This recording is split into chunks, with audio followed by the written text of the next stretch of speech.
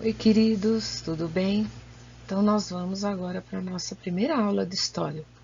Capítulo 3, Cidades em Diferentes Tempos, página 24. Antes, vamos revisar algumas coisas que vimos em sala de aula.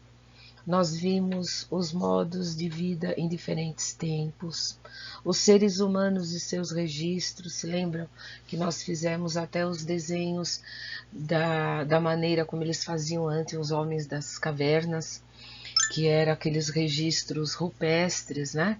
Eles desenhavam nas paredes, né? Nas rochas. Aí depois nós estudamos a escrita egípcia, chinesa e maia. Cada povo vinha tentando desenvolver um tipo de escrita para poder se entender melhor. E apareceram mais diversos outros, né, tipos de registros. Aí começamos também a estudar registrando a contagem, entra a matemática, porque nós vimos isso também em matemática, que são os algarismos romanos, egípcios, e que o homem tinha necessidade de ter símbolos para ele poder contar, para ele poder escrever. Até então, a comunicação era diferente. Então, cada povo fazia o seu tipo de registro. Isso acontecia de lugar para lugar, ok? Desafio à vista, capítulos 3 e 4. O capítulo 3 e o 4 eles estão juntos porque eles vão explicar, diante de todo esse desenvolvimento que nós vimos da escrita, de registrar a contagem, as cidades mudaram. Então, tiveram uma grande transformação. Então, o que mudou na vida dos moradores das cidades ao longo do tempo, nós vamos ver nesse capítulo. E eu vou pedir para vocês, em seu caderno, desenhar a mudança na vida dos moradores de uma cidade. Vocês podem fazer no caderno deitado, dividir em duas partes, e colocar como era. Vocês imaginam na cabecinha de vocês como deveria ser antigamente uma cidade e hoje como ela está. O que o homem fez, que ele mudou tanto, o que ele estudou, o que ele desenvolveu, o que tiveram aqueles grandes pensadores, grandes cientistas, grandes arquitetos, que foram ajudando ao longo do tempo a desenvolver uma cidade. Então, depois vocês vão fazer um comentário embaixo. Vamos dizer assim, essa cidade só tinha vegetação tal, e hoje ela se transformou, tem prédios tal.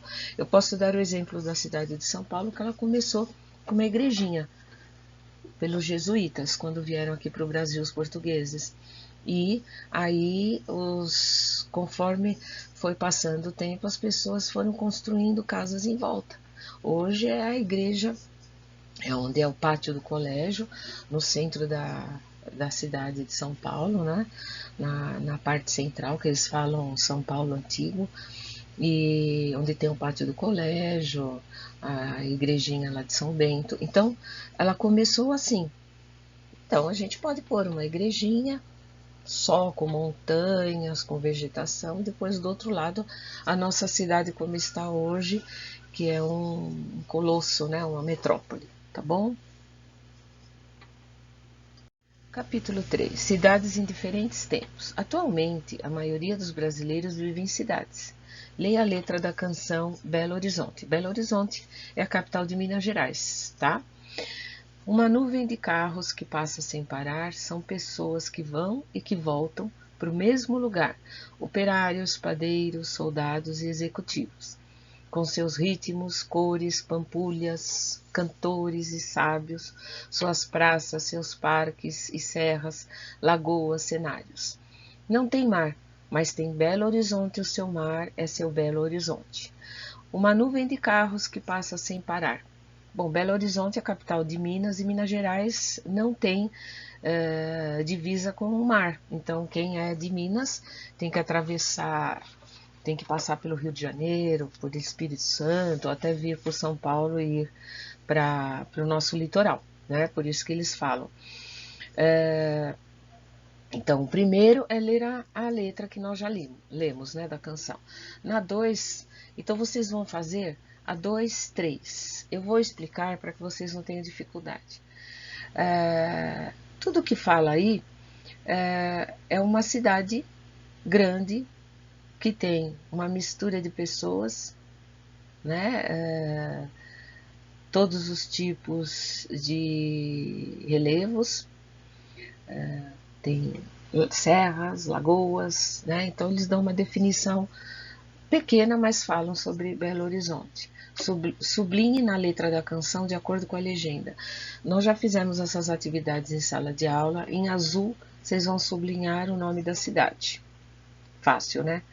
De vermelho, quais são os tipos de trabalhadores que tem aí? E em verde, os locais públicos. Muito fácil. 3. Em sua opinião, o que a frase "uma nuvem de carros que passa sem parar" significa? Bom, não posso dividir vocês em grupo, mas vocês podem comentar, deixar comentado no espaço, e aí vocês podem dizer essa nuvem de carros que passa sem parar, o que significa? Significa o congestionamento, muitos carros, muito trânsito, né?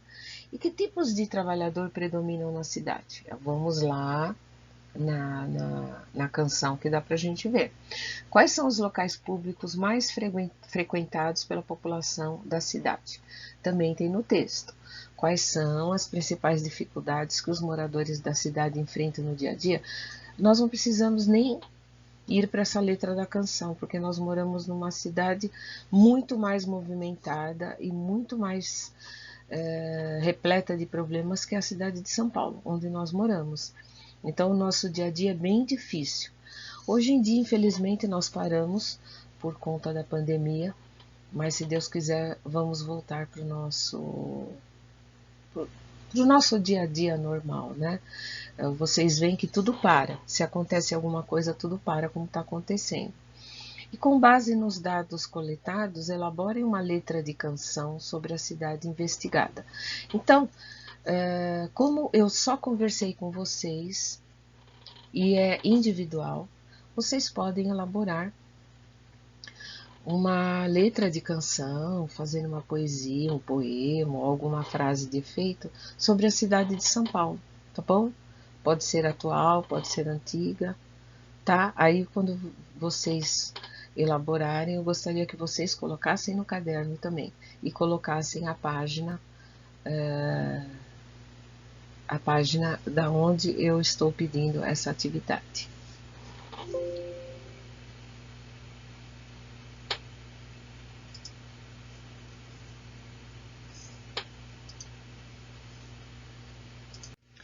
Nas cidades atuais, as pessoas que vivem nas cidades brasileiras atuais podem enfrentar alguns problemas como os representados na charge.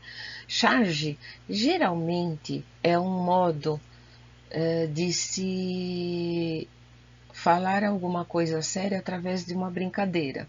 Então, alguns cartunistas, alguns desenhistas, eles costumam fazer assim algum desenho, no caso aí, a cidade, né? Uma cidade abarrotada de gente, abarrotada de pessoas, um monte de problemas, de um modo assim divertido. Geralmente eles fazem muito isso com políticos, né? Piadinhas com políticos que a gente ri, mas no fundo eles estão falando a verdade, é uma coisa bem séria, tá bom? Então tá assim, identifique 3 problemas representados na charge como característicos da vida dos moradores das grandes cidades. Tem tantos aí que vocês vão achar muito fácil, né?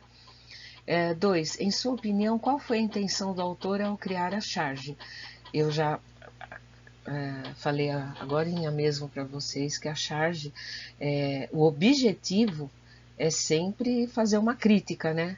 Uma crítica do que está acontecendo num modo assim meio divertido de se mostrar. Então, os moradores das cidades e os governantes procuram soluções para os problemas vivenciados no dia a dia. Observe os exemplos a seguir. O transporte público, a gente vai até colocar aqui como São Paulo, É um dos maiores problemas que tem. É muita gente de carro, muita gente precisando de metrô, muita gente usando ônibus. E esses meios de transporte acabam sendo até um problemão depois, né? Que a cidade não tem mais vazão, não tem mais espaço. Nós vemos agora, através dessa fase que estamos passando, que mesmo falando para a gente ficar em isolamento, para não ter muito contato com outra pessoa, tal, as pessoas precisam trabalhar. Então, por mais que elas queiram tomar cuidado, elas têm que pegar às vezes um ônibus cheio, um metrô cheio. Então é complicado. Então, o uso de meios de transporte público, como ônibus, metrôs e trens, é uma opção para reduzir a circulação de veículos pelas ruas e, consequentemente, os congestionamentos. Para incentivar o uso do transporte público, algumas cidades implantam faixas exclusivas para ônibus, que nós temos aqui, né, que melhoram o fluxo e reduzem o tempo de deslocamento. São tentativas, né? Então, é o rodízio, faixa para pedestre, faixa para ciclista, etc. O lixo, a instalação de lixeiras, a varrição das ruas, a coleta e o tratamento do lixo são medidas necessárias para garantir a limpeza da cidade e o bem-estar das pessoas. Então,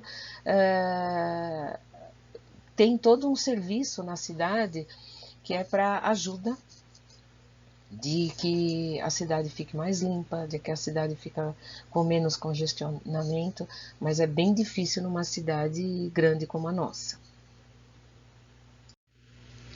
3. Como as medidas citadas acima contribuem para solucionar alguns problemas das cidades, explique.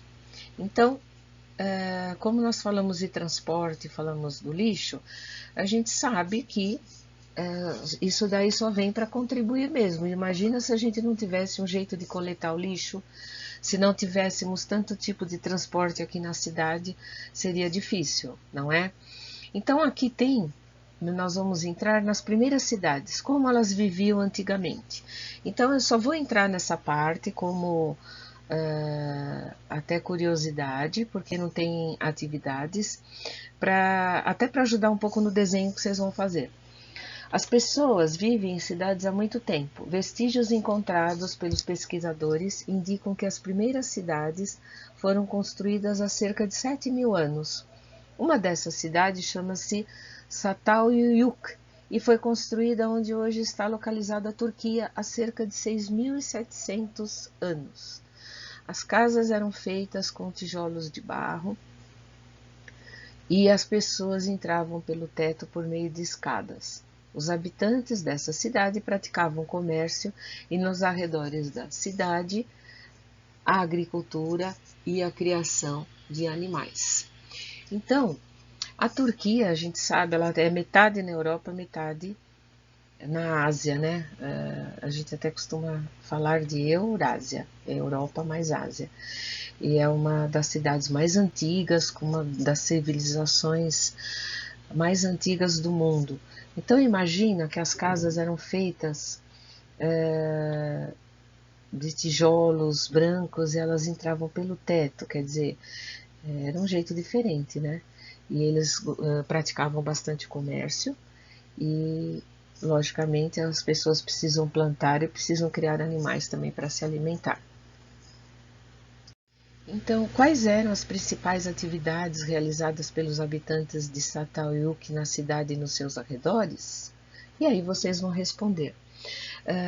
Todas essas perguntinhas vocês respondam no livro, que depois, quando voltarmos, se Deus quiser, nós vamos fazer uma revisão de todas essas atividades, tá? Não é para fazer no caderno, aonde puder responder no livro, ok? Mesmo que não tenha muito espaço, vocês arrumem algum espacinho assim, porque senão depois vai ficar muito difícil de corrigirmos caderno e livro, caderno e livro. Aí o caderno ficará apenas para fazer alguma atividade assim de desenho, de pesquisa, tá bom? E agora vamos ver por último a Roma Antiga. Roma se desenvolveu próximo ao rio Tibre, nas terras da que é hoje a atual Itália, há cerca de 2.800 anos. Os governantes da antiga Roma tomaram medidas para organizar a vida na cidade, como a construção de uma rede subterrânea de esgoto que levava os dejetos das casas até o rio Tibre. Então, hoje não está muito longe do que a gente vê em São Paulo, né? Que todos os dejetos, a maioria são jogados no rio Tietê, que é o rio que atravessa aqui a nossa cidade, infelizmente bem poluído. Outra medida tomada pelos governantes foi a construção de diversos aquedutos, que são tubos embaixo da água, né? Embaixo da água, desculpa, no subsolo ou até na superfície, mas são tubos, né? Um conjunto de canalizações que levavam a água dos nascentes dos rios até a cidade de Roma. Com base em documentos encontrados, foi possível elaborar uma representação de como seria a cidade de Roma há cerca de 1700 anos. Então, gente, essa foi a nossa aula de história. Espero que vocês tenham entendido. Vejam, revejam, leiam, para que vocês possam entender melhor. Essas atividades podem ser feitas bem devagar. Talvez na próxima aula, na próxima semana, eu nem dê uma outra atividade, nenhum outro conteúdo, que é para vocês poderem rever bem esse e poder também fazer as liçõezinhas ou as outras atividades que vêm aí pela frente, que é de português e matemática, que são prioridades, tá bom? Um beijo para vocês e até a próxima aula.